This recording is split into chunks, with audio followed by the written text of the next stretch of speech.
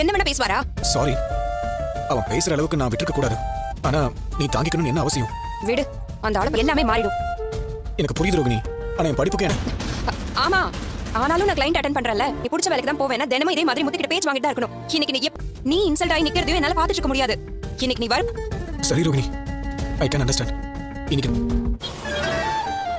என்ன பண்றது? போடு, வேலை எப்படி வேணா எடுத்துக்கோ, ஆனா இன்னைக்கு நீ வேலையோட தான் வரணும்.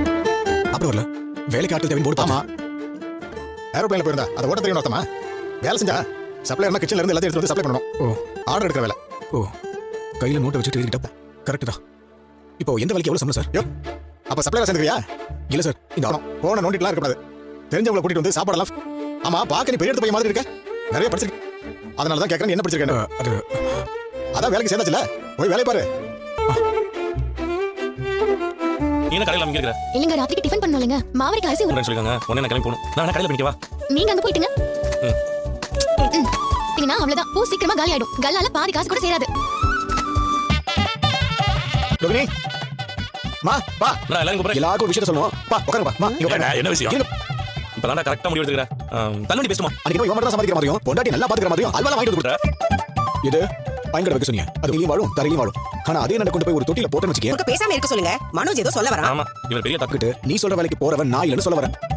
எடி போனயா? கிடைச்சதா இல்லையா? கிடைச்சிச்சுப்பா. கிடைச்சது மட்டும் இல்ல, இன்னைக்கே வேலையில ஜாயின் பண்ணிட்டு நான் சமத். என்னங்க சும்மா இருங்க. என்ன? தள்ளி நில்ல, இடிக்காது. அப்பா நான் இப்ப போற ஆபீஸ் கொஞ்சம் டிஃபரெண்ட் ஆபீஸ் பா. அப்புறம் எல்லாரும் எனர்ஜெட்டிக்கா வேலை செய்யும். இத்தனை நாளும் யார் யார் கொல்லிக்க நோவ மேல பட்டுருக்கு. ரொம்ப சந்தோஷமா இருக்கு ஆண்டி. மனோ ரோகிணி இங்க அம்மா நீங்க எடுங்க. ஒத்தே நல்ல விஷயம் சொல்லி கொடுக்குறா. கொஞ்சம் சாப்பிட்டா ஒண்ணா ட்ரெயின்ல போகணும்னா முதல்ல டிக்கெட் தான் எடுக்கணும். அப்படித்தான் வேலை. இனிமே பாருங்க, மனோஜ் படிப்படியா வளர்ந்துட்டே இருப்பான். யார் மீனா எடுத்துக்கோங்க ஸ்வீட். நீ ஏற்கனவே உங்களுக்கு அல்வா கொடுத்து பார்த்தாதா? சரி, இப்ப எல்லாரும் கொடுத்தல என்ன டேஸ்ட்ல தெரியுதா? ஏங்க இவனுக்கு இந்த கடை இந்த ஹோட்டல் எங்க இருக்கு, அதுல என்ன கிடைக்கும் முதல்ல எனக்கு தெரியும். ஒரு சார் சொல்லுங்க சார். வந்துடுறேன் சார். இப்பதானே நீ என் கௌரவத்தையே காப்பாத்திருக்க. என்ன வச்சிட்ட? சரி, நீ என்ன வேலைக்கு போற? என்ன வேலை பாக்குறேன்னு நான் தெரிஞ்சுக்க கூடாதா? இது ரொம்ப பெரிய வேலை இல்லதான் ரோகிணி. என்னால நீ யார்கிட்டயும் அவமானப்படக்கூடாது. ஏமாத்துற, நல்ல வேலைக்கு தான் போறேன். எனக்கு அந்த நம்பிக்கை. ஸ்கொயர் ரூட் ஆஃப் 25% அப்படின்னு இருக்கு. என்ன வந்திருக்குன்னு கேட்டிருக்காங்க. நம்ம என்ன பண்ணுவோம், உடனே 25 ஸ்கொயர் ரூட் 5% போடுவோம். ஆனால் அது ஆன்சர் கிடையாது.